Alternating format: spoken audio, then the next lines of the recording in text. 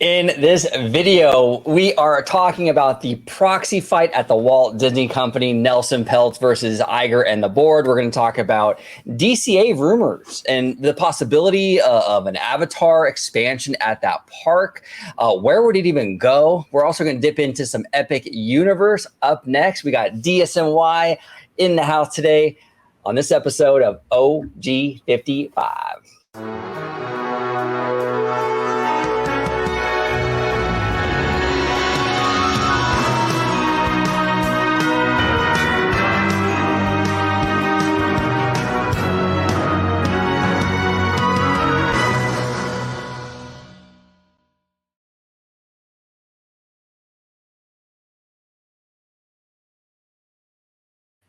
Welcome aboard, everybody, to another episode of OG55. We have a stacked show for you today. We're talking all about the Walt Disney Company proxy battle. We're going to talk about some DCA. We're going to talk about some Epic Universe. We have a lot to discuss today. But before I do, I want to introduce my fantastic panel right here. Right over here, we have George the Italiano. George, welcome back, sir. Thanks for having me back on. And as you said, it's going to be a stacked show with a lot of interesting topics, and I can't wait to talk shop with you fellas. It's going to be a good time. Absolutely. Do let everybody at home know where they can find you on social media? Absolutely. You can find me on X, formerly known as Twitter, at Disney George. You could also find me on Instagram under the Disney Italiano. And of course, you'll find me here on my home base at Orange Grove 55 with Citrus Corner with all that sweet, juicy, but sometimes sticky Disney news and info. There we go. There we go. And right below George, we got the one, the only Jack from DSNY Newscast. Jack, it is a pleasure and an honor to have you back, sir. It's fantastic to be back. Thank you for having me back on. It's always great chatting with all of you guys about Disney. Brilliant conversations, all that sort of stuff. By the way, this format, it reminds me a little bit like a game show. Like I'm looking up at George, and now if I look over here, I'm looking at Slimer. It's like when prices. I don't know what it's called, the game show, but we're like in little celebrity boxes or whatever it is. Yeah.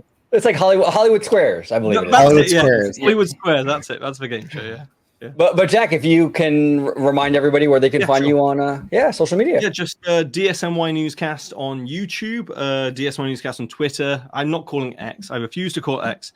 And DSNY Newscast on Instagram. The reason why I refuse to call it X is because if you type in twitter.com, it still opens to twitter.com. Until they change that, I'm not changing the name. Exactly. That was the icon at the moment. Let's be honest about it. They've changed the icon. Yeah, exactly. That was one of the biggest branding blunders of the modern age, I gotta say. Change the domain, and then everyone will call it the new domain, but the domain still is twitter.com. So. Exactly. Slimer, welcome back, brother. How you doing, man? I'm doing well, thanks. Thanks for having me back on. Got Jack over here to my. I feel like we're in the Brady Bunch, actually. A lovely lady. But thanks for having me back on. You can find me on Twitter at SlimeSquare84. You can find me right here on Orange Grove 55. There we go. All right, boys, let's go ahead and dive right in. First topic of the day. We got the proxy battle. Here we go. So for those of you at home that are not aware, Nelson Peltz and Jay Verzuler, they're trying to get seats on the Disney board. Okay, they're partnering up with the one and only Mr. Ike Perlmutter. And this has been an ongoing thing. Now, this whole thing will come to a head on April 3rd at the annual shareholder meeting. And we've talked quite a bit about this on the channel. Jack, first time having you on, actually, in regards to this proxy battle. What are your overall thoughts as we stand right now? Where are we right now? Is Disney losing this thing? Are they winning this thing? Or okay, it's very difficult to. So I think it's very, very close, and I think we can tell. So first of all, the main thing to understand about the Disney stock is that around 30% of it is owned by general stock, is owned by common stockholders. So it's not, there's big institutional investment, but there's also the bigger audience, the bigger common stockholders here, and they could sway it. Now, the thing is, it's 67% voting. So they need to have, each board member needs to get 67% approval. And depending on how their institutional investment and the stock that Disney currently holds and stuff like that works out, it might be close. And this is the reason why it's so close. It's not because Trian's shares are enough to get themselves on the board, they are depending upon making a case to the fans to try and get them to vote for them. So that's the reason why this is such like a heated battle. Personally, I think that this is just my own opinion. Obviously, no financial advice here or anything like that. I'm also not a stockholder of the Walt Disney Company. And even if I was, the vote was, I think, yesterday anyway, the voting deadline. So, haven't got any skin in the game from that standpoint. But Trian, in my opinion, are trying to co-opt legitimate fan gripes and legitimate fan concerns at the moment for their own benefit, for their own, motive. And from what I've heard, it doesn't ring true that they've got a plan. They're trying to get on the board, and a lot of what they've said in their little white paper, their long white paper, it's outlining a lot of problems and not giving many solutions. And I've picked out a few of their solutions, and like one of their suggestions is retire the Hulu brand. Like Disney's just spent $8 billion, if not more, on Hulu. Why would you retire that brand and just integrate the content? They could have done that all along with Fox. So like, why would you retire a brand when you can use that for a bit of difference from Disney Plus? Suggestions across the board, which just there's not much there, or they just don't make a lot of sense, from my opinion. And this is, I've followed Disney from a news perspective for 7 years now, online at least, on YouTube, longer, since 2015, online. But, it just doesn't make a lot of sense from my perspective. And then you've got Blackwell's Capital. They've got a very small share in Disney. It's like 25 million. It's not much. It's not much money they've got invested, whereas Trian have around 3.5 billion worth of stock. But even 3.5 billion worth of stock is only representative of around less than 2% of the overall Disney stock. So from that perspective, they do depend upon trying to make this case to the common stockholder, and it all depends on whether they've made enough of a case to them. And I think that Disney's been pulling out the big guns to try and make their case. And I think it's very telling that Eisner, Michael Eisner, George Lucas, and Abigail Disney have all come out in favor of Iger and Disney. And these three people are three people who have had their issues with Bob Iger in the past. Michael Eisner famously, if you've ever read the Disney War, you'll know about their tumultuous relationship at the end. That it was very fraught, that relationship. Abigail Disney has come out saying things against Iger about his bonuses and his compensation, and how his salary shouldn't be, a factor of percentage more than the cast members. And then George Lucas has famously said in previous interviews certain things about selling, Lucasfilm to Disney was like, selling his. I don't want to get into the exact quote there, because in itself it's a problematic thing he said. But yeah, look it up.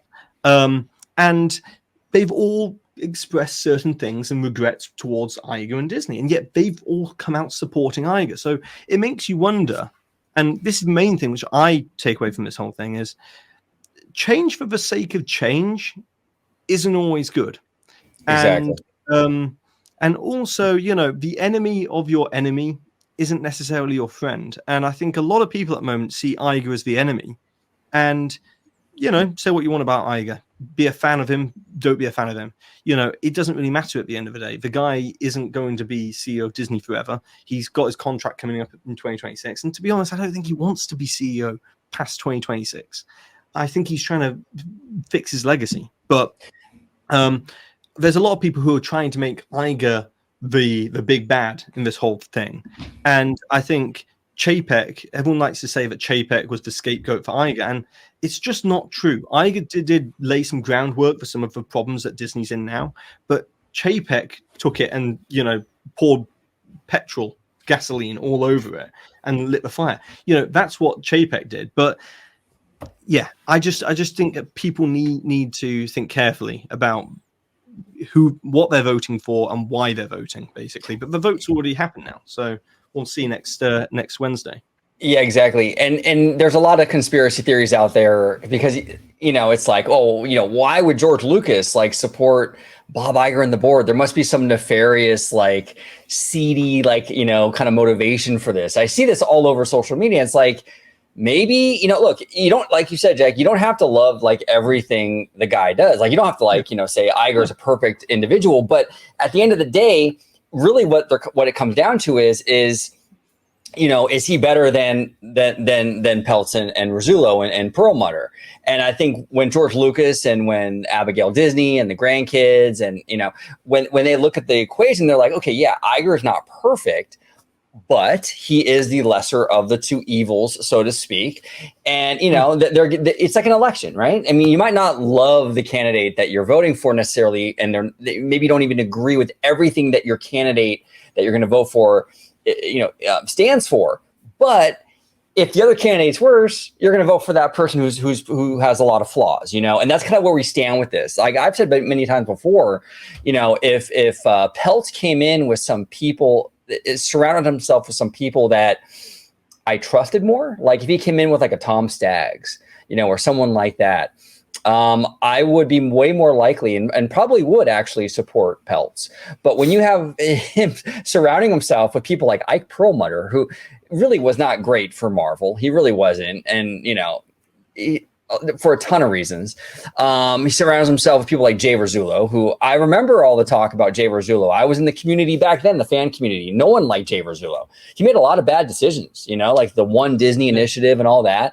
And now we're supposed to just be like, hey, this is, go ahead, Jack, I'm sorry. Rizzullo, the motive behind it with Rizzullo is, from what I can tell, is he's seeing it as, if I hitch my wagon to Peltz and get on the board, Peltz is going to lead the succession plan.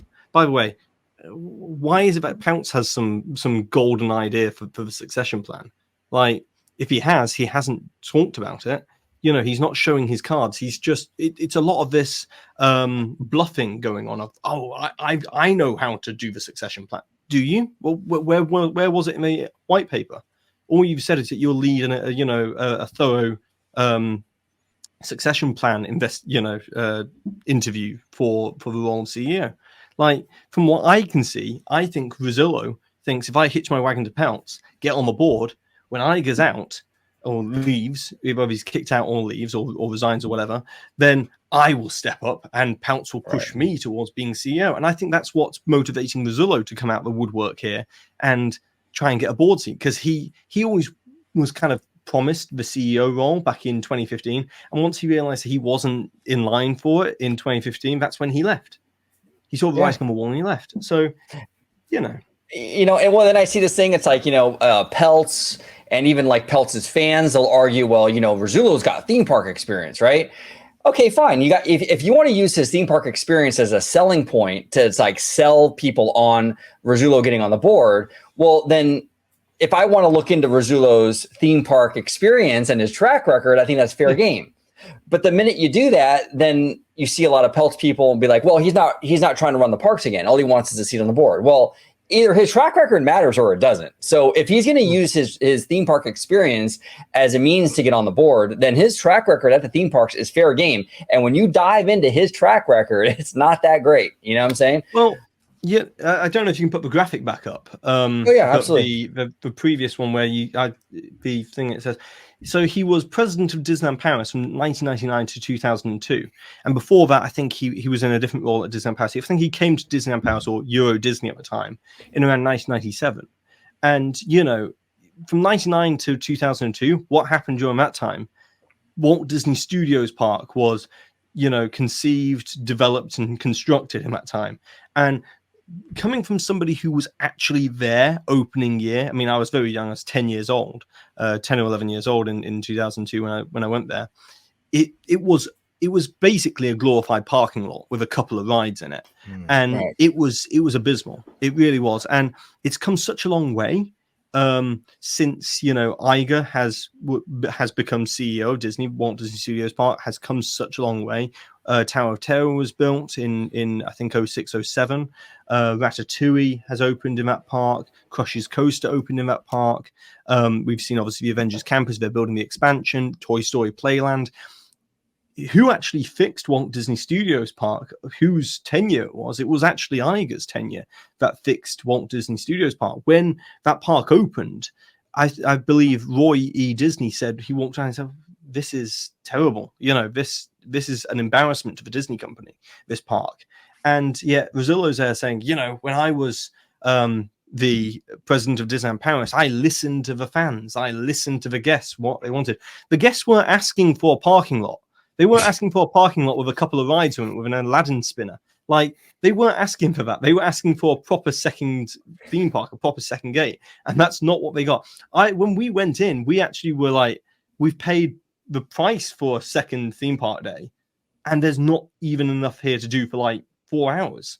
Like, it was Rock and Roller Coaster, Studio Tram Tour, Animagique, Cinemagique, and the Aladdin.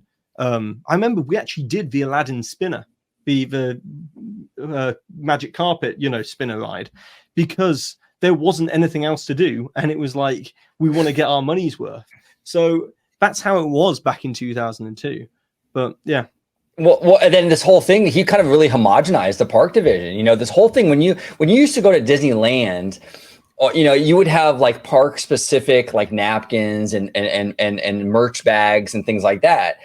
Rosillo was spearheading this thing called One Disney, where it like homogenized these parks, where that's when you started to see like the Disney parks merch bags and the Disney parks napkins and things like that, because it was like, from an executive standpoint, it was cheaper because you can utilize these bags now at multiple resorts. If it's not park specific, now you can utilize these same bags over at Walt Disney World if you wanted to, and things like that. And he really did damage, I think. And now, look, to be fair, I mean, a lot of that stuff stuck with us. We still have a lot of that stuff, but that was Jay Rosillo's thing. That was on his watch. And you're absolutely right, Jack. Like, in terms of Walt Disney Studios Park, I mean, that thing makes DCA 1.0 look like Disney Sea. I mean, it's out of control. It's crazy. What are your thoughts on this, George? First off, the photos that they have chosen, these are their headshots that they're going to go for their audition for Survivor. But which actually, in a sense, ironically, that's what this whole proxy battle was like. It's literally like a game of Survivor. It's like they get to the island, you kind of pick your people that you want to be, you're in your group, essentially, and you have to kind of count on these people to get you all the way, and then you vote them off, you backstab them, and it's like, and then you need them to vote for you to win the grand prize in the end. So it's like, in a way, this is like the Disney edition of what it's like. But it's, I think Peltz kind of put all his eggs in the wrong basket, so to speak, of the people he affiliated himself with. Again, even with that notion, though, as far as him as an individual, as I said, I don't know how he is personally, but I mean, as a business standpoint, I don't see anything that he could do that would make the Walt Disney Company any better than already what it's striving to be. If we look at the stock today, it just keeps on going up. Each day it's getting better and better. So it's obviously Disney is doing something right. So to bring Peltz in, not knowing what his strategy is, because again, as what Jack said, he hasn't really given any kind of initial plan. Can I just also make another point, which is I'm not to say you're a fan of Iger. I'm not, that's silly to say you're a fan of a CEO. Mm-hmm. I'm not a fan of a CEO. I'm not really a fan of any CEO. I'm a fan of the Disney company. I like Disney and what the creatives at Disney produce. And I think Iger personally would want it that way. He wouldn't want anybody to be a fan of him. He would want people to be a fan of the company and the creatives at the company. And that's what I am a fan of. But this whole kind of narrative that's been floated online of, if you don't like Peltz, then you must be an Iger fanboy. Like, what the hell's an Iger fanboy? Like, this whole idea of this tribalism, this tribalism. If you don't like one thing, then you must be in the other. No, you're not. The world isn't just like that. It's not just one way or the other. It's not one or two binary. It's not black and white. It's areas of gray. And you can be in that middle zone where you're like, well, I don't agree with everything here, but I also don't like that guy. You know, you can be like that. You don't have to be this or that. It's not that way. And I think there's so much of this within the community at the moment of, well, one person has to be to blame for everything. And that's not how companies work. It's not how problems in companies happen. It's not one person's fault for everything. Absolutely. And so, that's, because honestly, OG and I say it all the time. It's like, because we don't agree with Peltz or Rizzullo having a seat on the board, it's like, oh, yeah, well, okay, yeah, you must be a huge fan of Bob Iger and what have you, where, you know, there are decisions that he has made that were good, some not so good, you know, so it's like you just kind of pick and choose of like what is best for the company, and to have a knee-jerk reaction to say, okay, well, the company hasn't been doing so well, but at the same time it has, so people are in denial. But it's in that moment where it's like, okay, we just got to get somebody else in there, take Bob Iger out, get them in, and like, let's shake things. I can understand. I'm all for new blood. I'm all for different ideas, but it has to be done in a strategic, professional manner, and not just hurrying up just to knock Bob Iger out just to bring somebody in, because it could end up making a bigger mess out of it. Exactly. Sorry, Slimer, do you want to say some stuff about this? So I don't want to. Well, all I was going to say is you know, I kind of want to refer to Nelson Peltz's last couple of statements when it came to Kevin Feige specifically, and how he said that he doesn't necessarily trust Kevin Feige's reputation as a producer over at Marvel. I can't take somebody seriously that brings in a question the most successful studio producer of all time. Like you can't be that disconnected with the company that you're trying to become an executive board member of. Like that just can't be possible. The guy has single-handedly made Marvel the most profitable brand of all time in cinema history. $30 billion. Like, think about the return on investment capital from the time they purchased Marvel to the end of Infinity Endgame, what this guy has done for the studio. And then for Peltz to come out and say, oh, I don't trust his person, like I don't trust his track record. I'm sorry. Well, and to your point, Slimer, before you continue on, sorry, brother, to cut you off, but and that's Peltz's MO with everything, which in one way I understand that he's looking out for the individual guest experience or the customer, what have you. But at the end of the day, Wall Street's not looking at that. You know, the numbers read what it is. They are looking at the stock prices. They are looking at the numbers. They are looking at all the strategics of what it's going to be to mold a company. They aren't looking for what is the best interest of each individual customer or guest. Because that's impossible. You can't make everybody happy on an individual level. That's not possible. That's not how marketing works. That's not how company works. That's not how, if you're a customer experience manager, you're looking at aggregates of customer satisfaction, and you base it off of individual census data. But at the end of the day, you're making big decisions that appeal to an aggregate of customers. But going back to that statement that Nelson Peltz said recently with Kevin Feige, like that can't be simply just pushed to the side. Like you can't just simply push to the side that he made a statement like that about Kevin Feige. I mean, Marvel and their John Campy actually touched on this in one of his recent videos, but Marvel in their worst right now is averaging about $650 million gross revenue per film. And this is at their worst. You can't just simply sweep things like that under the rug, especially if you're advocating for this person to be a board member.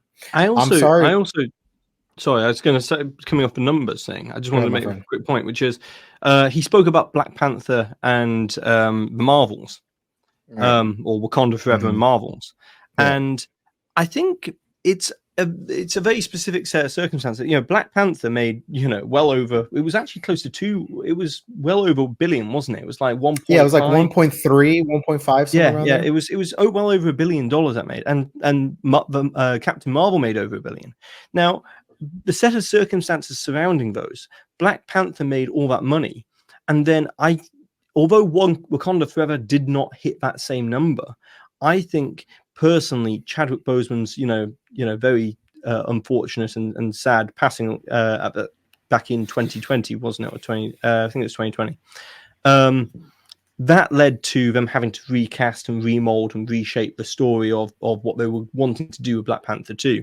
And I think that had a bigger knock-on effect on that story not being able to make the $1 billion that it would have done ordinarily, and obviously the pandemic as well, and the theatre situation there. But I think that and that goes, Jack, sorry to interrupt you real quick, but that goes to when you talk about that gray area, because too many people are just like, well, it's woke. That's why it flopped. But there's gray area to this stuff. The Chadwick Boseman stuff. You got to look at what they had to do with. Like they shifted the whole story towards Shuri because that's the sister of T'Challa and stuff like that, and they had to find a way to continue the story going. They wanted to honor Chadwick Boseman's contribution towards the Marvel Cinematic Universe by continuing this story. And it would have been a completely different thing altogether if he had been able to anchor that movie for the sequel. I think we would have been easily be talking about that movie making over $1 billion. Now, Captain Marvel, it made $1 billion. I'm surprised that made $1 billion, if I'm being totally honest, mainly for the reason because at that time, even Guardians of the Galaxy Volume 2 didn't hit $1 billion. It made 800 million. And I really loved Guardians of the Galaxy Volume 2. It had a fantastic, story and it had all the star power. And yet Captain Marvel made $1 billion. Now, I think that was somewhat off the back of Wonder Woman. Wonder Woman came out, massive hit. And I think people were like, oh, this is going to be Marvel's Wonder Woman. And that's the reason why that probably pushed it up towards $1 billion. And then, Wonder Woman 2 came out and that did not do very well critically, wasn't very well received, and obviously then the same is going to go in that same direction with the Marvels, being this female-led superhero movie. So I think there's more at play here than just saying, oh well, they've had two big flops from $1 billion franchises to now not making billions of dollars. You're not looking at the whole thing here, the whole context. You're just cherry picking certain aspects to try and form a narrative, and that's what we all do to some degree. But I'm trying to look at it and find the reasoning behind some of this stuff, rather than just trying to create a narrative. No, exactly. That well said. And I think too, part of the success with Captain Marvel might have also been, I think it was, if I'm not mistaken, just a few months before like Endgame. It might have rode in just before Endgame, yeah. But I also think too, with Peltz's comments between, which I have to say, somewhat distasteful in that matter of like with the Black Panther films and the Captain Marvel, and I brought this up to OG and a lot of the other people's in the DM, but it's like after the fact you get a little bit of a leadway with a company like ISS, and then you're going to come back and say statements in that manner. That also doesn't just look upon yourself as a person, that you just completely just knocked yourself again lower down on the bottom of the food chain for this proxy battle, but also to the notion, how does that make the company of ISS look? That they just literally had made a bold statement of saying shareholders should, vote for Peltz, look at Peltz, and then he's going to make a statement. So what does that look at them as a company? So so far, ISS, I don't believe has made a statement to anything of what Peltz has said, but just to the shareholders' point of view, they could be looking at that like saying, oh my gosh, like we kind of gave you a boost, but you kind of shot yourself in the foot with that. Yeah, and his statements weren't even correct. He said Black Panther had an all-black cast, which it did not have an all-black cast, right? Martin Freeman in it. He was one of the main characters, and so was Andy Serkis. Yeah. Exactly. Right. So that wasn't even factual. And then it's like, it's weird to me that like he points out Black Panther because that was one of the MCU's biggest success stories. So like if you're trying to get investors on board, why are you trashing the movie that's like the $1 billion franchise? It doesn't make much sense from like the audience he's trying to sell to. You know what I'm saying? It's just a weird kind of dynamic there with that. It's also a telltale sign of where he's getting his information from too, and who he's appealing to. Because to me, this seems like he's appealing to a small demographic or demographic of people that politically align themselves with, like, let's say Ike Perlmutter versus Bob Iger. So he heard something. Somebody told him, "Hey, this would be a nice thing to say. This is accurate." And not only was it inaccurate, but it sounds like a statement that somebody would say back in the 1950s. No offense to anybody that was born back then, but it's a little bit out of touch. And especially if you want, if you want to appeal to a global audience, which is a multicultural audience, like let's face it, you don't want to be going around making statements like that. That's just not tasteful. And here's the thing too, the studio is the main focus right now for Bob Iger moving forward, which why personally I think that Alan Bergman and Dana Walden are probably going to be more likely to be CEO versus Josh D'Amaro. Josh D'Amaro has a lot of strengths. He has personality ability, he has statesmanship, but the studios, the house that they need to get in order for the Walt Disney Company to be successful moving forward. So for him to make these statements that are just so out of touch, they're just it's not out of the four candidates, Jimmy Pitaro, Dana Walden, Josh D'Amaro, and Alan Bergman, which of the four would you place money on? Me personally, I would bet it's Dana Walden right now. Me too. What do you think? Absolutely. Dana Walden or Alan Bergman. The thing is I wouldn't take Alan Bergman out of the studio, and I wouldn't take Josh D'Amaro out of where he is. Now, Josh D'Amaro, for all his blue sky things, and George and I were having a conversation on this about the phone, a lot of that's due to the lawsuit. But now that the lawsuit is, going to be behind Disney here soon, I think you're going to see a lot of projects get greenlit. You're going to see a lot of shovels be put into the ground. And I think the blue sky era of Josh D'Amaro is going to be over. But if you look at the numbers strictly, if you just strictly look at the numbers and not his D23 performances or any of the blue sky stuff, Josh D'Amaro is actually a very good person to stay where he is right now with the experiences division. I wouldn't move him, but the studio do need help. And Dana Walden's experience with TV specifically and her connections when it comes to what she's doing with Fox and Hulu, because that's where her breeding ground is. That's what's going to propel not only Disney Plus forward with the Hulu merger, but I think they're going to be able to lean on her very heavily, and she's going to be able to take charge and move that in the right direction. I think the reason you're seeing Hulu move in the right direction right now is squarely because of Dana Walden.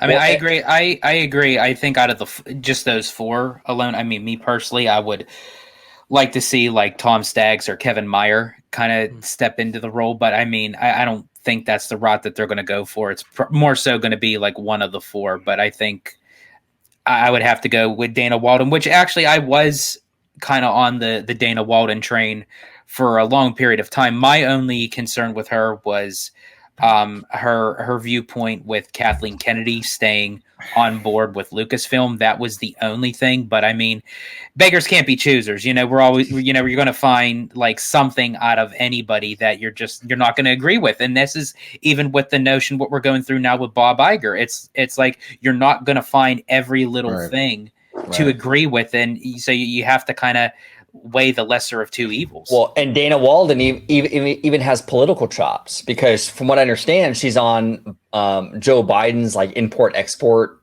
advisory board or something like that. I think it is the Trade Commission or something, yeah. The Trade Commission. So she's got political chops, which actually does matter, because when you're Disney CEO, you're basically, you might as well be a politician. I also think the board members, we don't talk about the two that they are wanting to oust off the board. And if you actually, I know there's a lot being said about like, oh, Disney's board is all about, shoe salesmen and the CEOs of these pharma companies and stuff like that. At the end of the day, the one of the guys who I can't remember the name, Foreman, he has trade experience, like trade council experience for previous governments and stuff like that. And that's very important. Like you were going to say, the Walt Disney Company is the size it is. It's not just a company. It's almost like this small country that needs a statesman figure. It operates like it employs over 200,000 people around the world. That's a huge employee base. And it has to represent all of these employees around the world. It operates in all these different countries, not just the countries it has parks in, but it has to also deal with the licensing and the streaming rights and the merchandise licensing and just, just general things like Disney Cruise Line ports being built in different parts, like, or around the world and stuff like that. It needs a statesman to run the company. And that's the reason why Iger has been successful. He's approached it like a Secretary of State kind of role. Right. Chapek approached it like the CEO of Target or Walmart. He's approached it like he approached it like a retail CEO. And just looking at business, just business. It's not just business. It's you have to manage everything: PR, communications. You've got to manage talent. You've got to manage creatives. You've got to manage. It's so much more complicated than just numbers on a spreadsheet. If you want to just deal with numbers on a spreadsheet, become CFO. Don't become the CEO.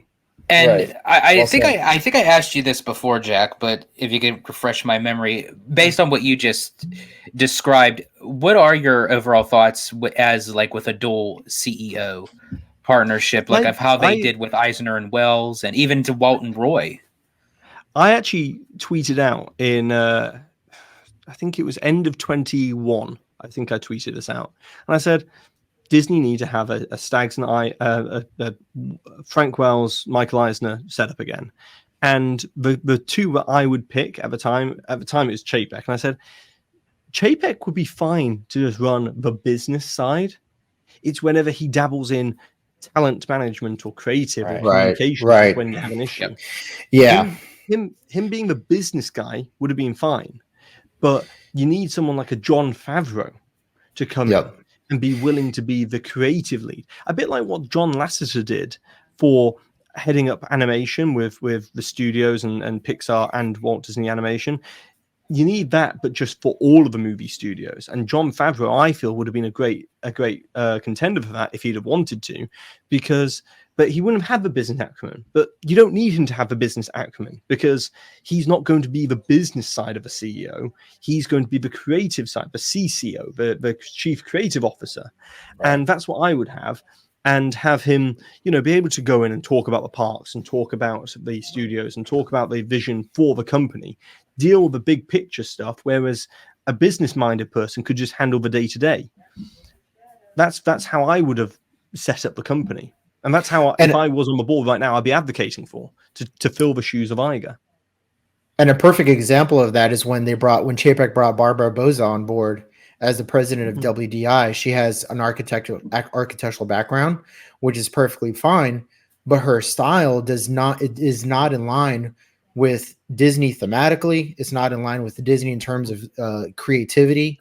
She would be great for like a IHG, the hotel company. Group, she'd be perfect for something like that.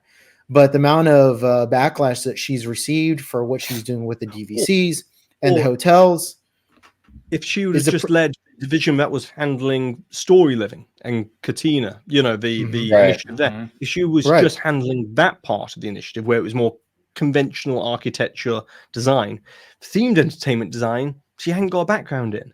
And I know there's only one way to get a background is to learn on the job, but when you're learning on the job, when you're the president of a division, you need to start a little bit like I can't become CEO of Disney. I can't, you can't just jump that tier and be like, oh, I can do this, blag your way through it. It's just not possible. So like, that's the reason why she didn't work out in Imagineering. And to your point, that's why she needs it. And to your point, that's why she needed a creative to check and balance her ideas. Like she might have had some good cost cutting ideas. Say, hey, look, we can renovate the hotels and save $30 million. But at the same time, it's like, but do we need to cut that much? Do we need to? How much creativity? How much the pixie dust are we cutting out of the hotels, for example? To the point where they're indistinguishable from an IHG or a Hilton or what have you. Yeah, no, exactly. Well, apparently, according to a lot of people online, if you voice anything, which is somewhat in support of the current Disney leadership, you're a pixie duster, apparently. It's got to that part of the community. It's got that toxic where if you are just willing to look at the reality of the situation, be like, hey, Disney stock's gone up at the moment. Yeah, they've got some bad stuff happening that they've done in the past. They're trying to fix things. It's moving in the correct direction. Because you're not saying people should be fired, you're a pixie duster. Oh, it's crazy out there, Jack. I'm telling you. I'll tweet out something like that. I'll say, hey, Disney stock is up today. pretty innocuous stuff. It's not really that. How dare not really, how dare you make me open my eyes and look at reality? exactly. Well, because a lot of people are selling their audience on this notion that the Walt Disney Company is collapsing. It is falling. So when you put out something like, hey, the stock is up, it completely like disorientates the reality. Like, well, what do you mean? All the people I watched said this thing is collapsing. But also, you've got to wonder about. We're shifting all over the place in this conversation, but it's good. It's great. But like, you got to wonder about the people out there who are selling that message of, you see so many thumbnails, so many videos, and it's not just people within the Disney community online. It's these other YouTubers who are massive millions of followers, who are just dipping their toe into the Disney community and doing a video about Disney Plus is doomed, Disney Plus is dying, Disney Plus was not going to exist in a year. It's all this sort of stuff. Disney's dying, all this sort of stuff. And what's the end game here? Because they're not going to go out of business within a year or two. They've got loads of. They've got number one, a company like Disney won't go out of business. They will get bought up if they ever tailspinned that much. And Apple would come along and scoop them up. And Amazon would come along and scoop them up. They'd scoop apart the parts of the divisions that they'd want to take on. So that whole concept is just frankly untrue. It just wouldn't happen. They're not Bed Bath & Beyond. This is a company in so many different diverse ranges of industry.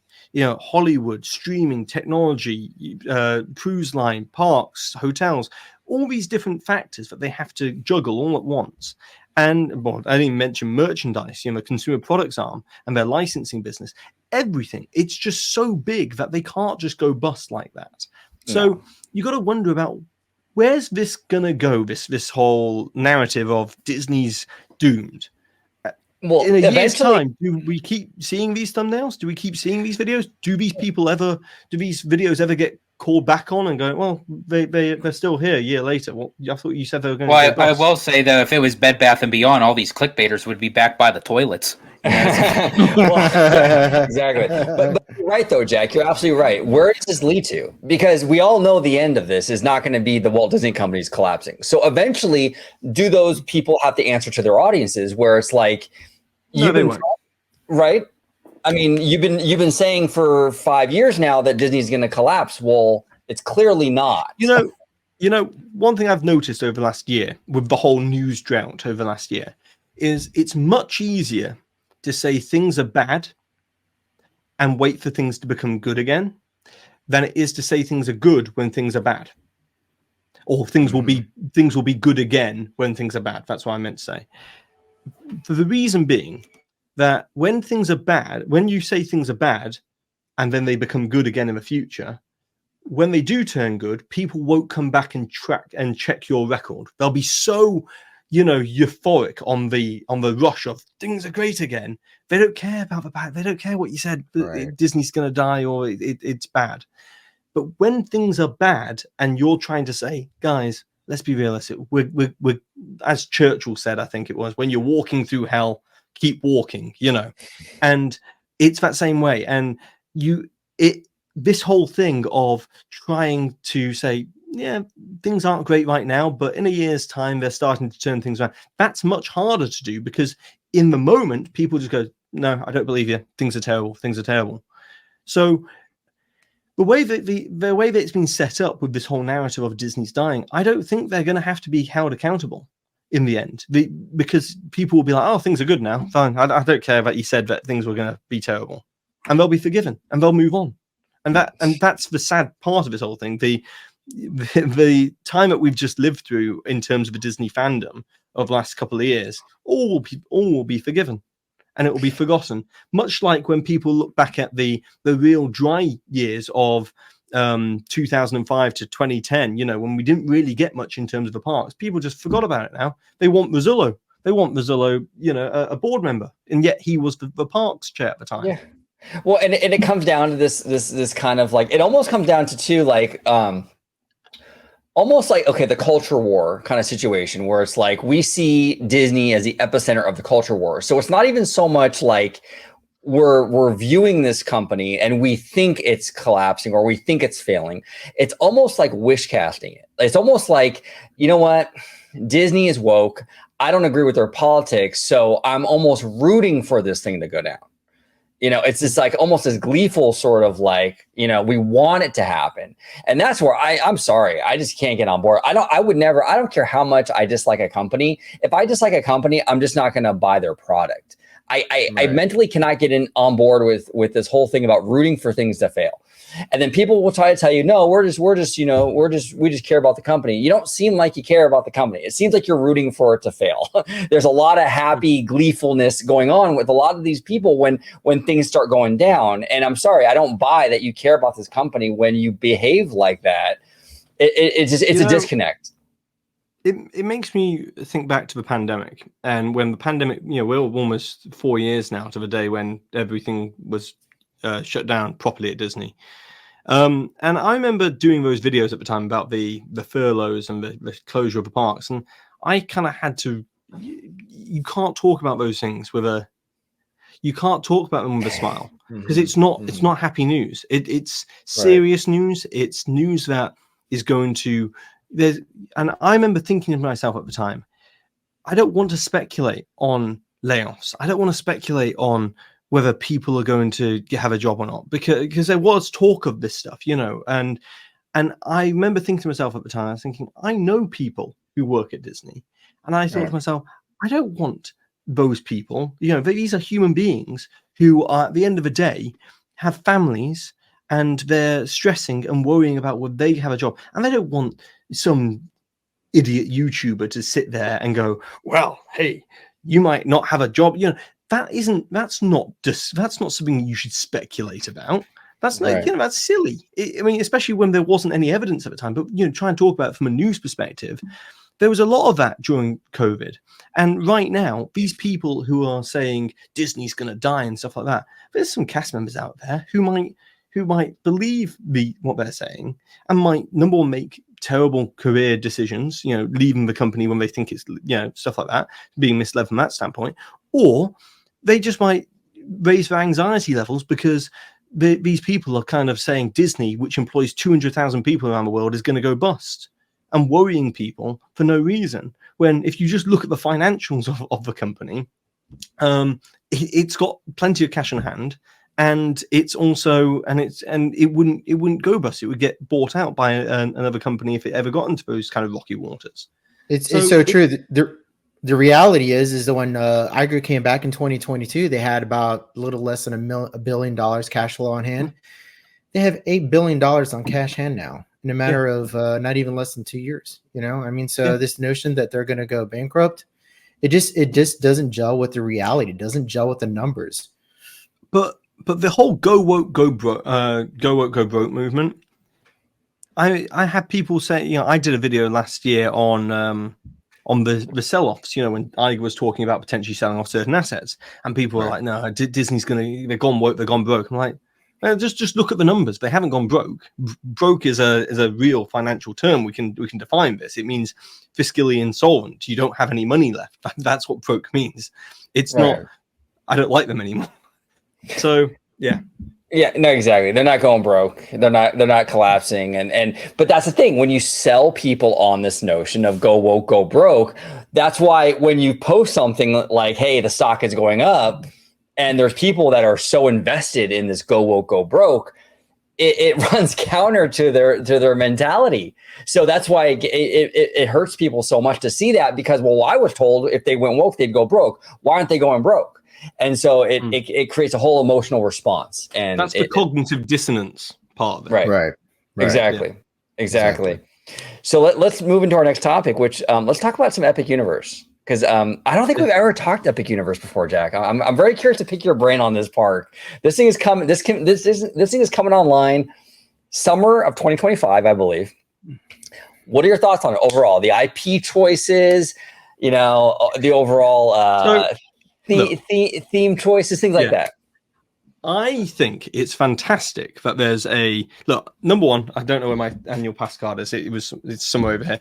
But I've been an annual pass holder for Universal for quite a few years. I didn't renew it last time, mainly for the reason it went up in price, and also it coincided with the birth of my son.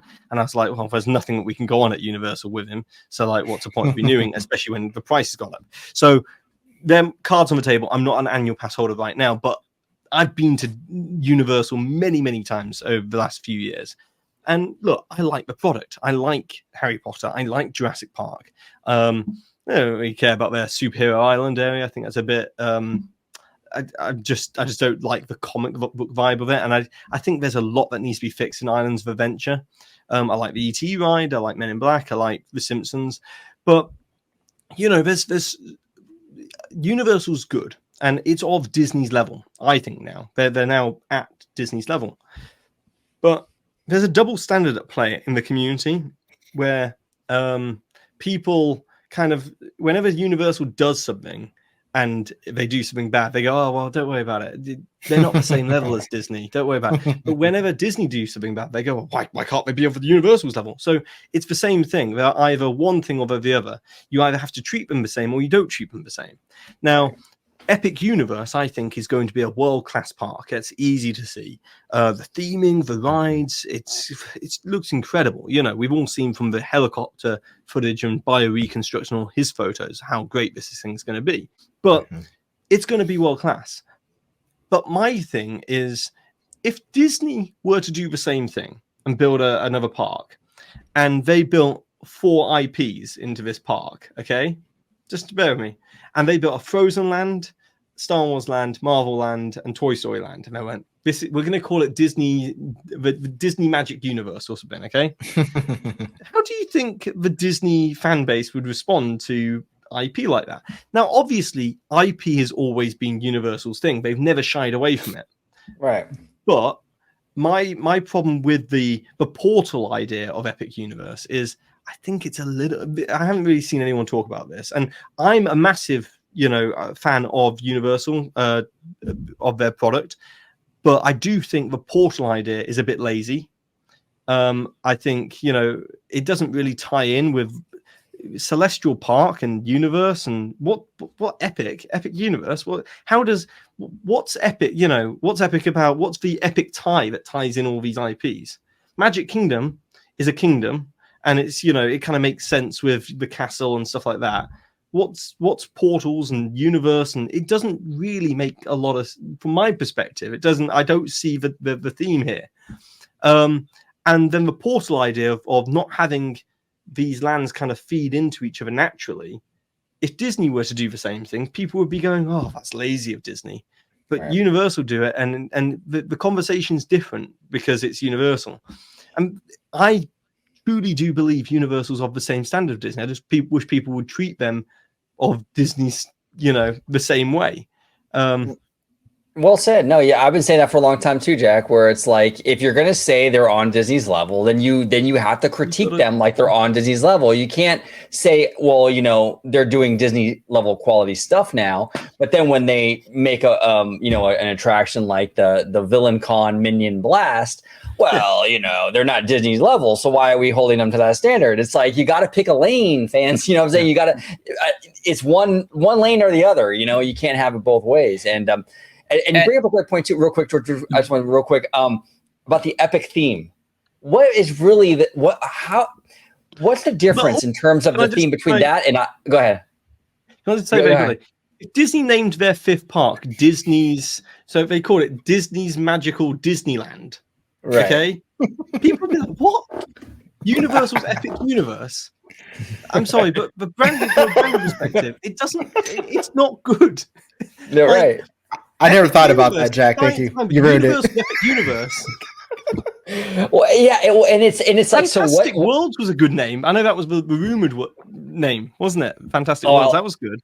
I like that one more. But and that's the thing though, like really what's the difference in theme direction between Epic Universe and Islands of Adventure? What do these two parks do that are different? There's nothing. It's the same. It's essentially the same theme. I mean, really, if you think about it, there's not much difference. At least at Disney, you do have, and I know the lines are blurring a little bit with the IP stuff and all these parks, but Epcot's a very different thing than Animal Kingdom, and Animal Kingdom is a very different thing than Hollywood Studios. And with Universal, it just seems like they're all islands of adventure to me. It does. I don't see any like, what's the difference? You can change the name, but at the end of the day, it's the same concept.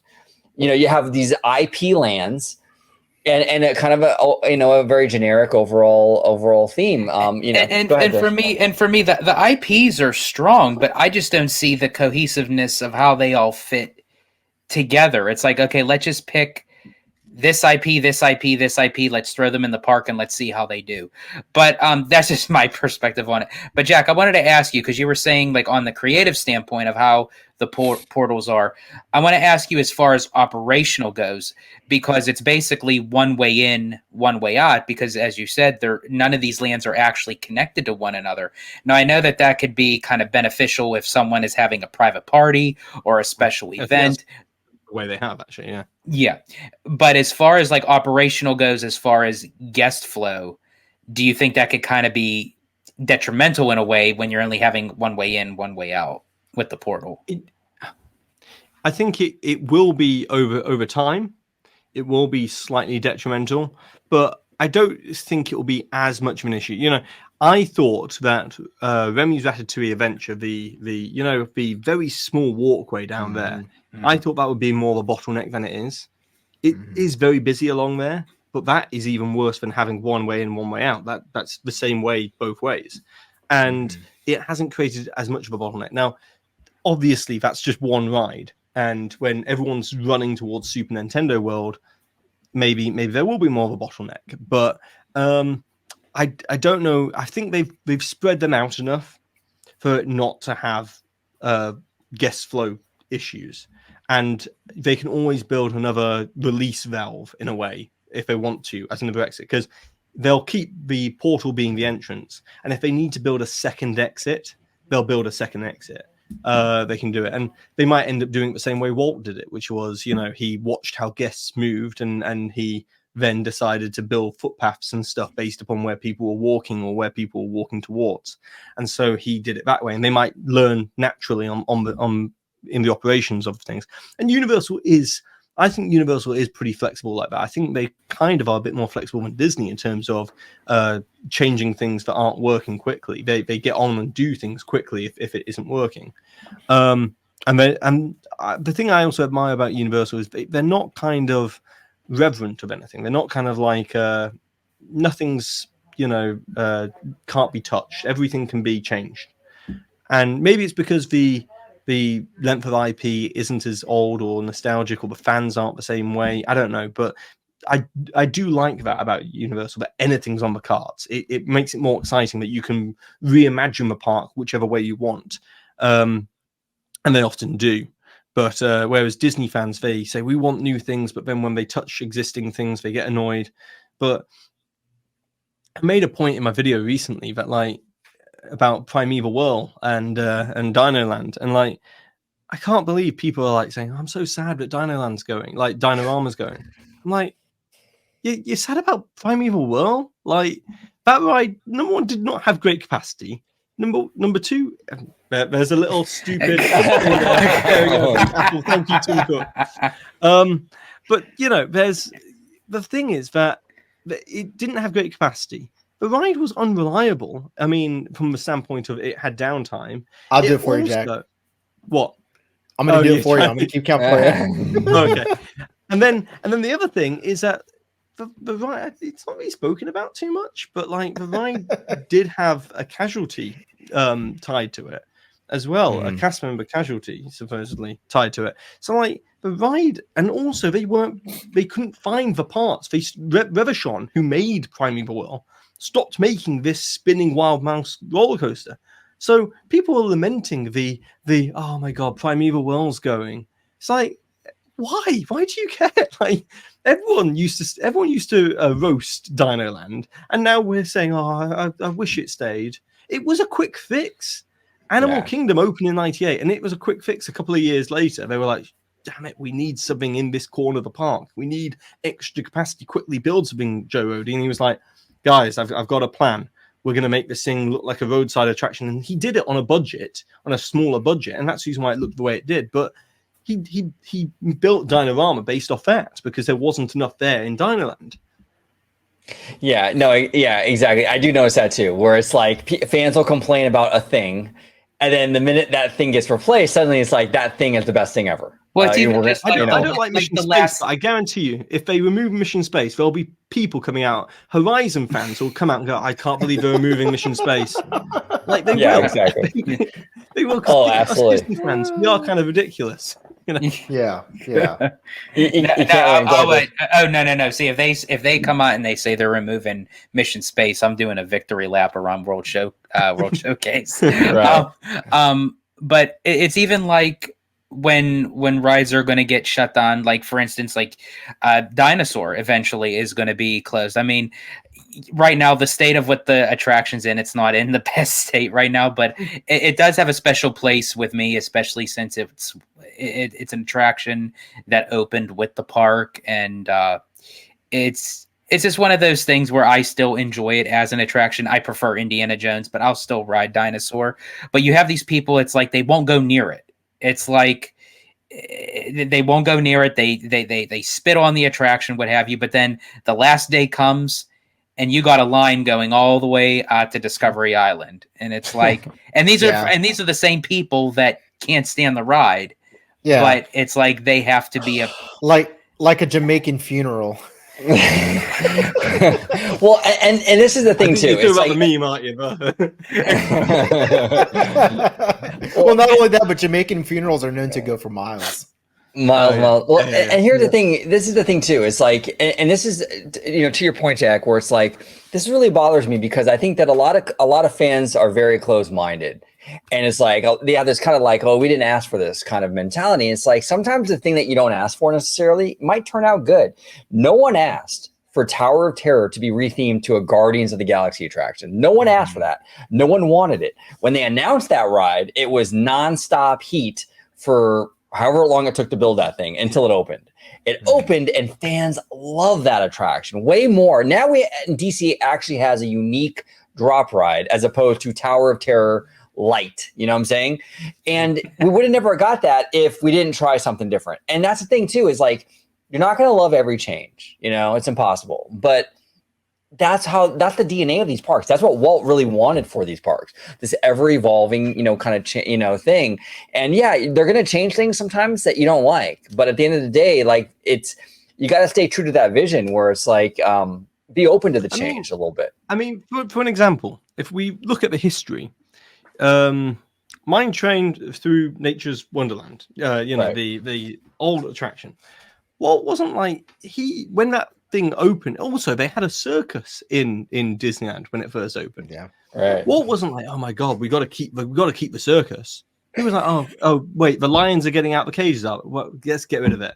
Like he wasn't precious about it. He was a pragmatist, and I think there's so many people in this community at the moment who are just like the whole thing that Walt said as Disneyland is not a museum. It's kind of been lost. But like, yes, there should be parts that should be kept. But also, we need to update it. And there needs to constantly be an investment, any kind of investment, as long as it's a good change. The red head change in Pirates of the Caribbean, I didn't have a major issue with the actual change itself. I have an issue with the creative that they put in place. I think it's a bit weak, the whole chickens thing. I think that's a bit lame. Yeah. But they're not always, like you say, they're not always going to hit out the park, are they? They're not always going to nail it. In terms of these things, but Pirates of the Caribbean holds a special place for me. But like the way they did it in Disneyland Paris, much better. The redhead character looks more piratey, and they also added Captain Barbossa into the attraction. It's a fantastic attraction over in Disneyland Paris. Plus, it's in French, so I don't even know what they're saying. So, so they could be saying something about, I don't know, candy floss for all I don't know. I had got some candy. I wouldn't know because it's in French. But yeah, so that's where I stand on the whole thing. But coming back to the Epic Universe stuff, I am Universal's Epic Universe inspired by Universal. Universal's Epic Universe of universes of universes. Yeah. It's a fantastic. It's going to be a great park, and I do really think it's gonna really show everyone around the world what a theme park of the 21st century can be. And the rides of it look fantastic. But, you know, they've also talked during Universal Studios Great Britain, which I'm personally extremely invested in seeing that happen. Because you know, my family's in the UK and eventually we'll be moving back to the UK, and I would love to have a Universal Studios park in the UK. I think it will up the game of Disneyland Paris, it will up the game of Alton Towers and Thorpe Park. That's great. But so I am a big fan of Universal, and I think a lot of people get into this kind of tribal mindset of you're a Disney fan, you're a Universal fan. How dare you say, you know, so silly, because the Imagineers jump back and forth anyway. You know, the Universal creative or Imagineers, Scott Trowbridge worked on Harry Potter, and then he went and did Star Wars Galaxy's Edge. It's like, you know, they jump back and forth anyway. These are the same creative people you're talking about at the end of the day. They just they don't really buy into the whole tribalism thing. Oh, sorry. And Scott Trowbridge also worked on The Amazing Adventures of Spider-Man. Right. Yes, he did, yeah. On Islands. Yeah, exactly. No, Epic Universe will be really, really good. I do have some criticisms. I do think that we see a lot of like these kind of outdoor steel roller coasters, which, and a lot of people don't talk about this. And this is just my theory. This is OG's theory, and I could be totally wrong. But I see a lot of like, you know, these outdoor roller coasters, even like in the How to Train Your Dragon Land and things like that. And people will tell you, well, those outdoor roller coasters are for families. So like they're slow and it's all good. Okay, that's fine. But why not just do a dark ride? Why not just do a How to Train Your Dragon dark ride where you can really do it for families, where there's no coaster element involved at all? And my answer to that is, my theory at least, is I think Universal wants these outdoor steel roller coasters because it gives them almost permission to only theme the queue. Because when you have an outdoor steel thing, you know, I mean, what are you going to do? You're going to put it in a giant box? I mean, you can do that technically, but it's like, yeah. Go ahead, Jack. You bring a point about the coasters. They've got one in, which is, I think, themed. They've got by the way, the Monsters Land, which is the one which I'm most excited to see because nothing like this has ever been done before. It's like villains. I love Halloween Horror Nights. So like just having a land like, you know, themed around villains is not villains, but around monsters is fantastic. But you know, it's. I think it's Dracula, isn't it? The main thing, huh? For Frankenstein, it's Frankenstein, isn't it? The main the dark ride there. They've got. Like, I believe so. It's Frankenstein, and then the roller coaster's werewolf. But isn't it Frankenstein's like daughter, or something? Dr. Frankenstein's daughter, or something? It's It's not. It's not canon. It's not the actual. Where's the fuss about that? Like, if Disney did that, they'd be cool. That disappointed me when they released the, because I'm still looking forward to the Universal Monsters, but I don't have an issue. But you can't title it as Universal Monsters. You know what I mean? It is. It definitely is. It's like, yeah, if Disney literally said that they were, well, in kind of a way, I mean, why the hell not? We already opened up that box how many times before? Might as well go back there again. It's just like even with Tiana, it's like they're, you know, it's a continuation of the story where it's like, but people are in an uproar. Oh, well, why don't you just make the movie?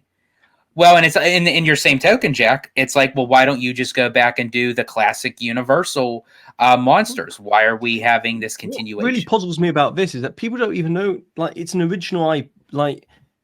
The character, Dr. Frankenstein's daughter, I think it is. I don't know in great depth, but it's not based on any source material. So like people don't know the character. So it's kind of an original IP, but like you're confusing people because people know who Dr. Frankenstein is. You know, it's been retold so many times in movies, and so it really makes you wonder, like, why? Like why did you go in this direction?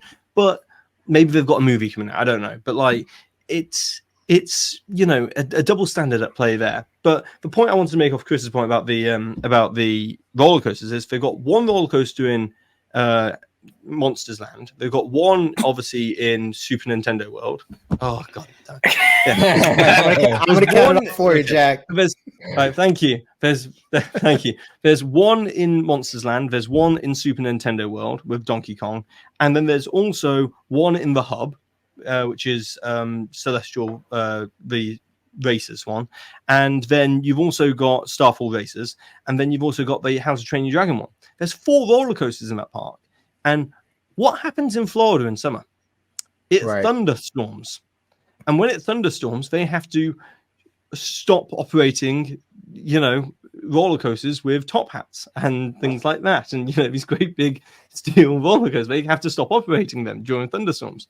So in the summer, you're going to have 4 major rides there dump their queue or have to pause operation until the thunderstorm has gone by. Right. It just makes me question the outdoor roller coaster. That's all. I'll even question that a little bit further, Jack. If you take the How to Train Your Dragon land itself, there will be basically that whole land would have to be shut down because you'd have the Dragon roller coaster. Right. You have the boat ride, but that's going to be outdoors, correct? That's not going to be inside. And then you got that dragon spin rotating that spins. With the spinner. So all three of those. And all 3 of those attractions would then shut down if it starts thunderstorming. And then they've got a hall. They've got a show, haven't they, or something inside them? Right. They've got some sort of hall show, haven't they? So that wouldn't dump out the queue there. But there's 4 roller coasters that I don't know. If you look at Islands of Adventure, you've got Hulk and you've got Velocicoaster. Oh, and Hagrid's now, I suppose, as well. So you've got 3 there. But there's, just the overall IP choices that they chose for Epic. I mean, do you think, because I had briefly said it, I personally don't think that they're cohesive as far as if you're going to talk about a massive storyline within the park itself. So, I mean, do you think that they were still good choices of how they're perceiving them into the park? Or I think they looked very carefully at. Look, I wasn't a Nintendo, Super Nintendo. I was an N64 user. That's the game console I had in the 90s. I loved GoldenEye. I'm a big wrestling fan as well, so I loved No Mercy and WrestleMania and all that sort of stuff. But so I grew up playing N64, but I wasn't a Mario fan. So that doesn't really move me towards going, and I want to go see it, but it's not an IP which I'm like Star Wars, something like that. How to Train Dragon, I'm too old for. I never really watched those movies. Harry Potter, I'm very interested in seeing, and the monsters I'm very interested in seeing. But clearly they've surveyed this, and these are all, How to Train Dragon has 4 movies, so 4 or 5 movies. It's like a Toy Story level animated franchise, which is going to be very big. And Super Nintendo World is obviously already proven to be very popular. The thing is about Super Nintendo World, everyone's hyped about Super Nintendo World for Epic Universe, but we've seen it happen in Hollywood. We've seen it happen in Osaka in Japan, and they're going to open up the Donkey Kong one this year in Japan. So, remember the muted kind of response that Star Wars Galaxy's Edge got in the summer of 2019 in Walt Disney World after Galaxy's Edge opened in Disneyland, because everyone's like, it's just the same. And yet people are really hyped. It's going to be the same. I know completely. People can't easily get to Japan as easily as they can go to California and Florida. But and here's the thing. I've been to Super Nintendo World quite a few times now, out here in Hollywood. And it's fun. It's a cute land, It's a cute land and it's a cute attraction with Mario Kart. George and I disagree on this. I actually really like Mario Kart. George is not so much, but overall, it's a really cute land. But this is the thing, and I get a lot of heat for this, but I'm sticking to it because that's how I feel. It's another Toontown, basically, a Super Nintendo World. It's not, because we were kind of sold going into this land that this thing was going to change everything. This Super Nintendo World. And it didn't. For me, it feels like another Toontown. You go in there, it's kind of small, the brightly colored, kind of very artificial environment. You got the cutesy little Mario Kart ride. It's very much a Toontown thing. It's not. People who haven't been there yet, I'm telling you, it's not. And maybe Epic Universes with the Yoshi ride and the Donkey Kong stuff, maybe they'll change the Yoshi thing in. They've got the Yoshi thing in Hollywood as well, haven't they? They cut it. Yep. Wait, no, I thought they had. Maybe it's the Japan version that they have the Yoshis. Yeah, Japan has it. We don't have it. So all we have is the Mario Kart in the land, and it's like it's a Toontown. Really? Yeah, and it's like okay. You guys got the Nintendo Lite. We got Diet Nintendo, and it's like you got the 3DS. Right. Exactly. Well, you didn't get the console. You didn't get. Well, I think it just, the Nintendo Land was taken out of Japan because they thought, hey, this is an international IP. has a potential to do very well. Plus, we also need something new over the Western coast. But the thing is Nintendo was built for the Japanese culture. Japanese culture, they're not interested in theme parks the way that we think about theme parks. Like psychologically, when they go in a park, it's very different. That's why Disney Sea is very different. That's why Disneyland over there is different as well. But more so Disney Sea. But the Japanese culture, the Asian culture, they're more interested in the aesthetics. They're more interested in being able to be photogenic and having really nice backgrounds for the social media, the Instagram, because they interact with social media more than the US does, if that's even possible. But that's the way it is. But the relationship to rides and theme parks and the aesthetics is totally different. Jack, I think you're right. I think that people are gonna go there and they're gonna go, well, that was nice, but it's not going to be like Animal Kingdom or Pandora, for example, where it's just this completely mind-boggling experience. I think the Harry Potter land is going to deliver in a big way, and I do think the Monsters land is going to be a big thing. Look, Epic Universe is going to do very well, but it's also going to cannibalize a lot of Universal's own business. I was going to ask you that. People, why would you want to go back to Why would you want to go back to these parks when you could just spend your 2 or 3 days in Epic Universe, like experiencing things brand new? And I think Disney's going to be. It's difficult because people.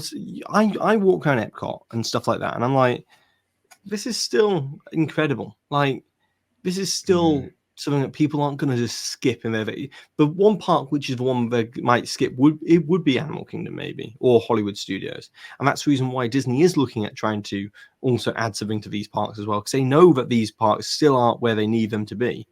By the way, the whole Harry Potter thing.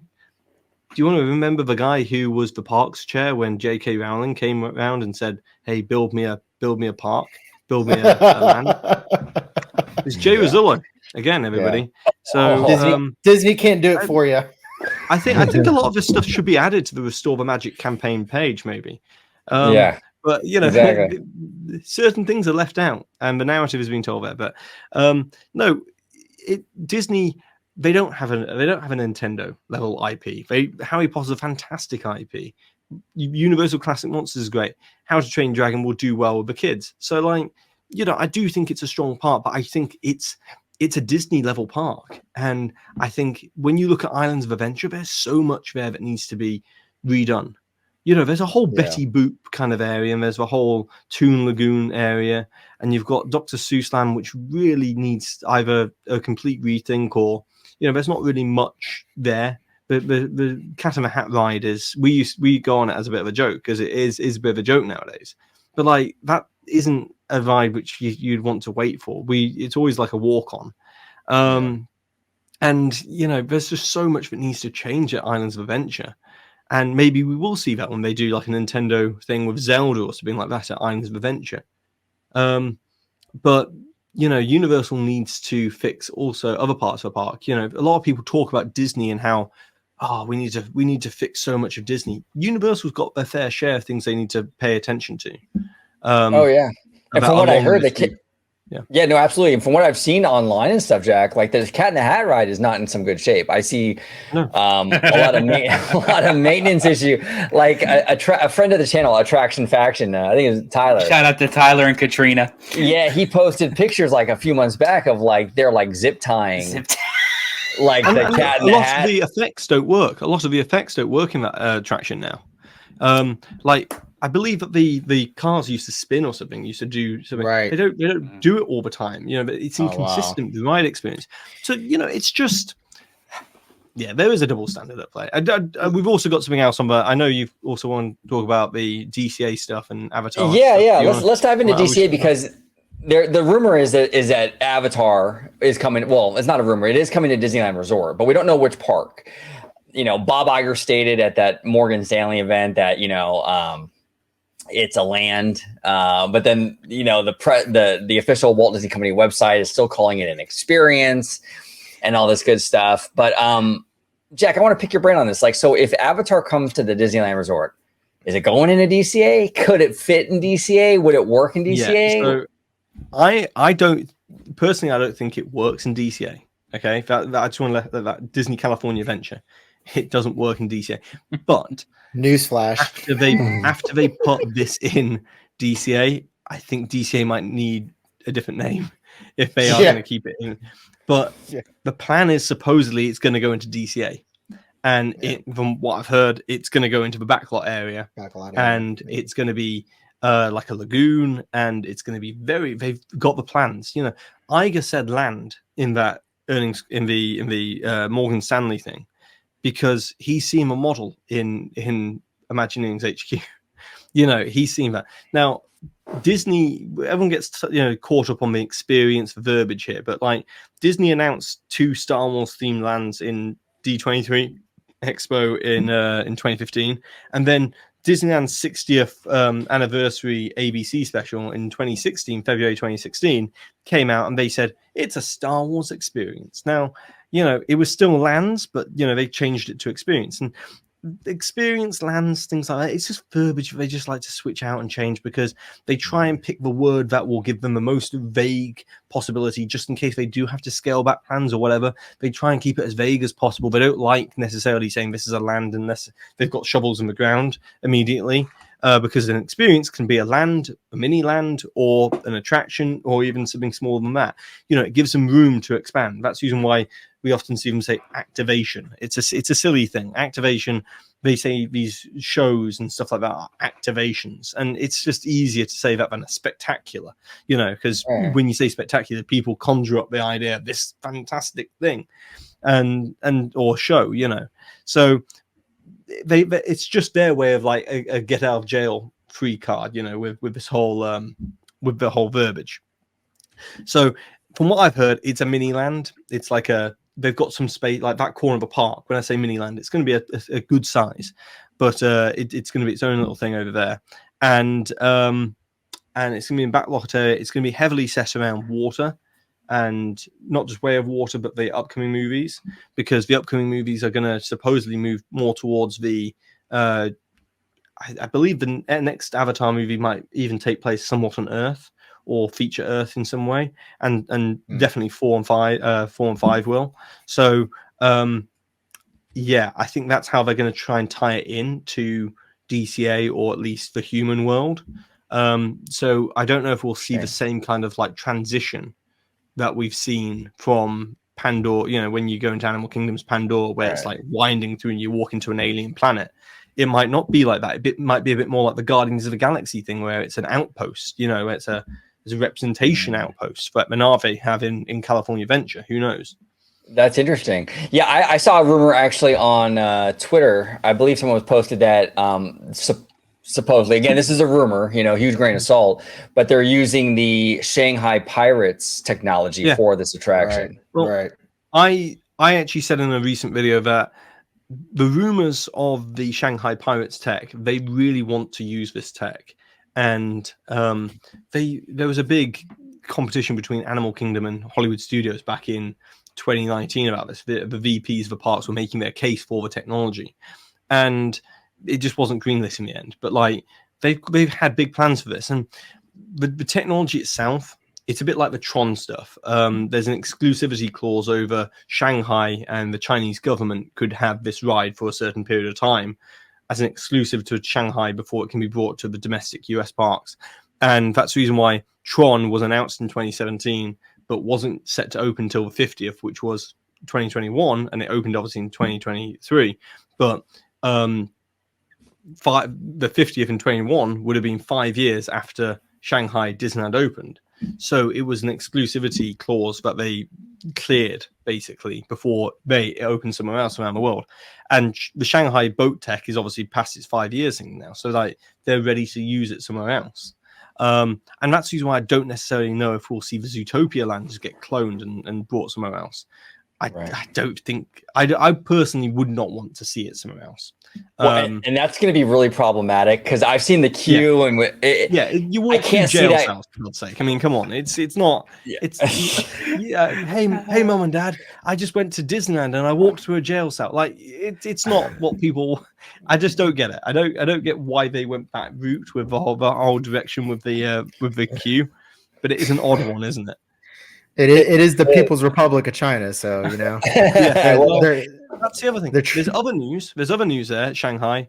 And by the way, I personally, I know the reason why Disney did Shanghai, because if they weren't going to do Shanghai, Disneyland was going to be copied and cloned as a duplicate product of Disney anyway, like a knockoff product anyway in Shanghai or in mainland China. So they were like, well, we better just put on if we make this deal, then at least we get some profit from it. So I understand why they did it, but I don't really like the idea that they're got connections back to the Chinese government, a Uyghur thing and all that sort of stuff. I think a Uyghur thing, it's not good from Disney standpoint, from a not just PR but just an ethics standpoint to be tied to that. But yeah, when it comes to the Shanghai future projects, this whole roller coaster that they've announced, this extra attraction, it's going to be a roller coaster supposedly. They've ordered it. It's a Vekoma roller coaster. I think the budget, from what I've heard, is around 300 million. So it's quite a sizable roller coaster, and half of that 53% of it will be paid by the Chinese government. So Disney, when this gets announced or whatever, everyone's gonna be like, oh, Disney's spending more US and domestic park money on Shanghai, and they don't bring anything new to the US. They will only be spending around 150 million on that attraction, and as part of it, they will get that back in terms of more attendance and merchandise sales. So yeah. It's interesting. Now, in terms of kind of going back to DCA, Hollywood Land isn't going anywhere. I'm assuming that you're going to turn that corner and like the monsters and like PhilharMagic, and that's the rumored area that Avatar's going into. Yeah, but in their plans, that's all gone. So I'm assuming that they would they still have to expand out back to where the bus loading area is? One of the things where if Disneyland 4 gets approved in 2-3 weeks time, in mid-April, if that gets approved, Disneyland are going to jump right into the Eastern Gateway idea, because they need that up and running before they do any expansions. Like, they want that up and running. They was very annoyed and very dismissed, about the whole cancellation of it back in 2017. Because that would have really helped them with the whole Galaxy's Edge, management and stuff like that. But they really need the Eastern Gateway. They want to really change up that whole middle section, because before they start expanding out the other side of, Disneyland, which we've seen, near the Disneyland Hotel and around the Pixar Place Hotel, they need to get the drop off, the Uber pickup, the bus loop and all that sort of. They need to get that away from the Esplanade, and bring security in and all that stuff. They need to get all the infrastructure stuff sorted. It's boring, but they need to get it done, and that's what they really want to get going on as soon as possible, really. It's interesting. Yeah, and it's interesting too that this Avatar is going into Hollywood Land. It kind of gives them, like you say, Jack, a get out of jail free card with a theme almost, right? Because Hollywood is sort of like, you kind of throw, it's like what Universal kind of does. Yeah.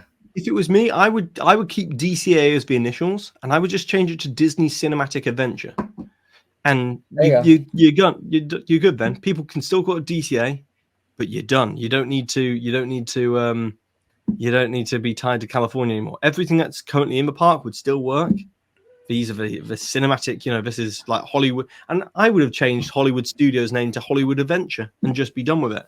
Get rid of the studios aspect. Yeah. Now with D23 coming up, and sorry, I can't even say that term anymore. But anyway, George has an experience we're going to talk about in a future video about getting tickets. But yeah, but when it comes to D23, I assume, there could be a possibility they bring up Avatar, but with everything that has to go into it before they even start laying the groundwork to even change the backlot to Avatar, as we were talking about, they have to get the bus loading area, the Uber pickup, the car pickup. I think they will announce it. Do you think will they still announce it in the time? Well, think about what they had to do with Galaxy. They announced that in 2015, and they had to get Rivers of America rerouted and redirected and small, make that smaller and stuff.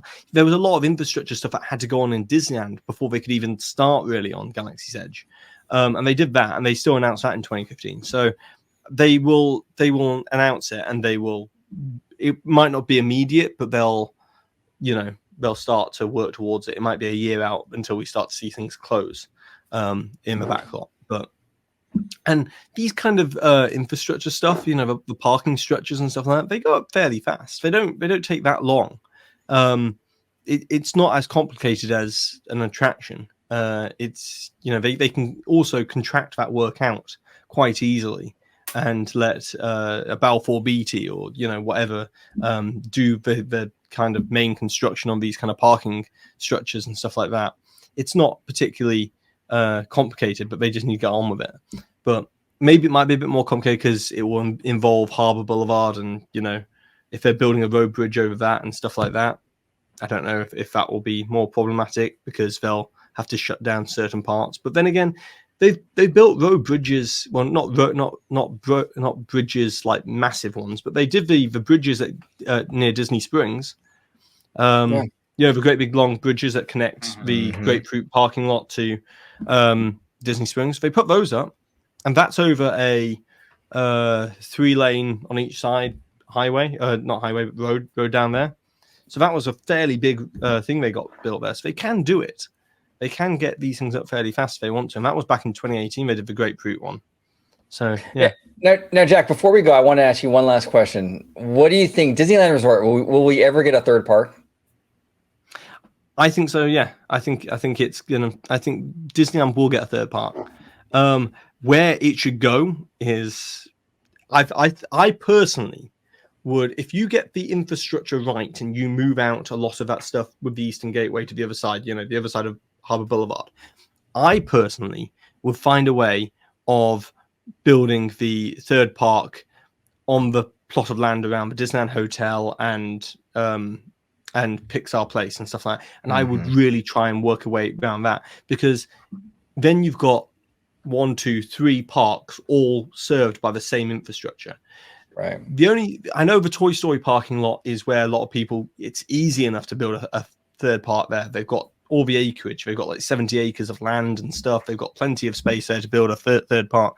But the operations of trying to get the guests from DCA and Disneyland all the way down Harbour Boulevard to then turn in there and running a bus route up and down that Harbour Boulevard road, that would be kind of difficult because it's not particularly a large road. It already has a lot of traffic on it, and that would require a lot of work in terms of trying to create a designated bus lane right in the center. You know how if you've been Disney World and near Disney Springs, they had a designated bus lane going right down the center. They'd need something like that, so therefore they can quickly get the buses going back and forth, between Disneyland and that. And I think that's what Epic Universe is doing, right, with the dedicated bus line. So that Disney might even be looking and kind of keeping an eye on. The other side, they might actually hit it from the other side, because if you've got Eastern Gateway over there, you could work it around the back. So you might not actually have to do Harbour Boulevard. So yeah, a third park could work in the Toy Story parking lot there, because then if they had the entrance to that close enough to where the parking lot and the stuff would be, for Eastern Gateway, it wouldn't be too far for them to walk. Yeah, maybe that could work. That maybe could work. Yeah, it'd be interesting to see how they could set it up. But yeah, crazy stuff. We got a lot of crazy new stuff coming up with the annual shareholders meeting. I don't think they will use all this land for expansions though. And personally, I think this is an agreement for like 28 years or so.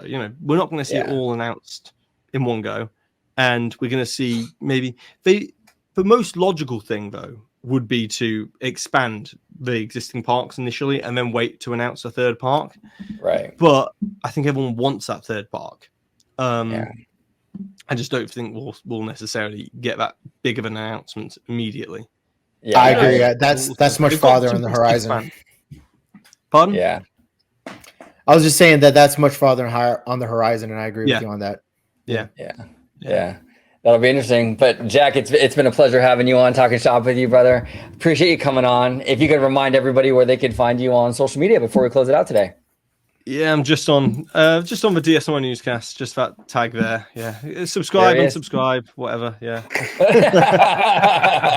There he is. At the end of the day, you know what? The subscribe thing for me is like, it used to really matter, the subscribing stuff. And yes, it still matters to me because I see the number go up and down every day, and it messes with all of us YouTubers, our mentality of watching the number go, why have I lost 5 subscribers? You know, we all do it. We're like, why did 5 people unsubscribe? Has someone badmouthed me online? You know, we all do it. But at the end of the day, YouTube aren't really like even serving much towards the subscribers now. It's all algorithmic. I don't like that, because if you subscribe to something, you should see their stuff. You've indicated that you like it. But like half my audience don't subscribe. So, you know. Yeah. I'm on DSNY Newscast. That's what I mean to say.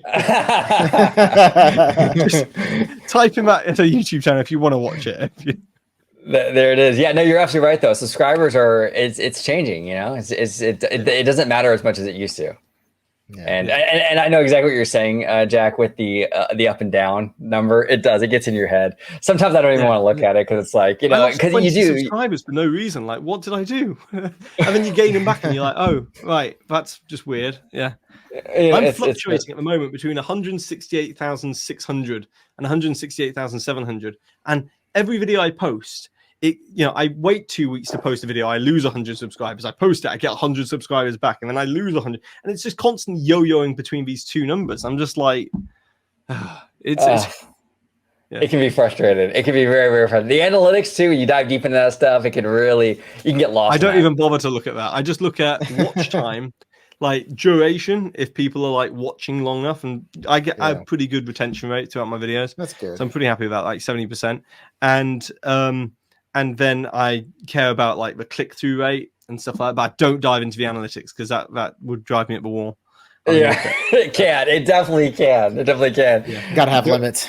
The Italiano. If you could let us know about your analytics, where they can find you on social media.